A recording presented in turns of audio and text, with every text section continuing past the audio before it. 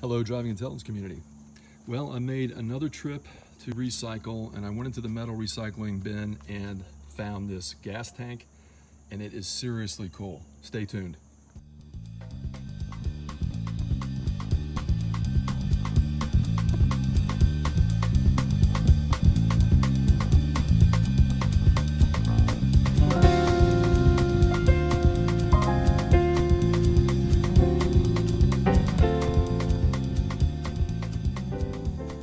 So this thing was just thrown in the bin.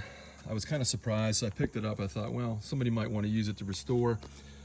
It's made by a company, a Spanish company, Bultaco Cemoto. I probably butchered that.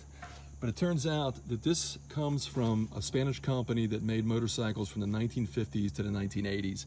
And this one is definitely vintage. It even still has that sticker on it with their classic thumbs up. I checked online to see what these are worth, and they go anywhere from, depending on condition, obviously, $90 up to $1,000 for when it's in mint condition. So this thing was going to go get crushed, and I might try to sell it. And it looks like a piece of art as well. I might put it in my garage, but hey, it's still amazing to me what people throw away, put in the trash. Don't replace it, fix it.